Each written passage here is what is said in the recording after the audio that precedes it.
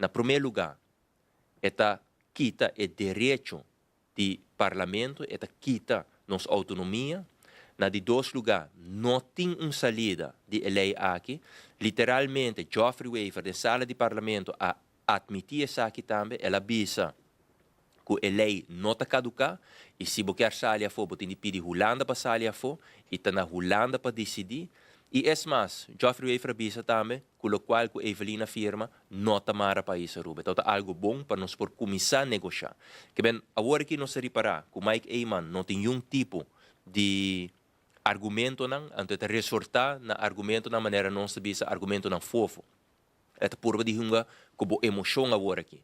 Quando nós vai perder nosso passaporte, que se algo passa dentro da nossa região, mirando a tensão que tem entre América e Venezuela, Hulanda não vai assumir a responsabilidade segundo o estatuto para defender-nos. Então tudo isso aqui não é argumento não fofo para purba de duna nos tur medo para de forma aí nos vai de acordo com o Rijkswet aqui. Pero não vai estar assim fácil para o senhor Mike Eyman por BCSA e acaba nós temos mais de 10.000 pessoas e a firma não queda 30 por dia.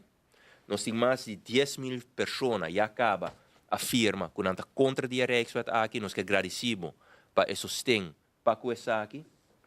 Nós temos 3 sindicatos que representam milhares e milhares de trabalhadores na Aruba, que a entregar uma nota a base de argumento não jurídico, argumento não financeiro e econômico, não explica de como não está contra o Rijkswet aqui. Pero, é mais, botem por lo menos, seguro, 10 membros do parlamento acaba, que a vocifera que não está contra, incluso parlamentário do próprio partido do Sr. Mike Eyman, de AFP.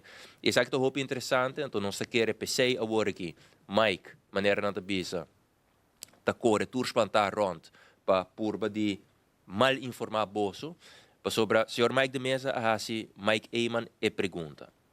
Ela bisa bom claro, mirando que tem 3 sindicatos contra a lei aqui. Mirando que 80% da representação da sala de parlamento indica que não está contra. Kiko bota vai hasia agora aqui.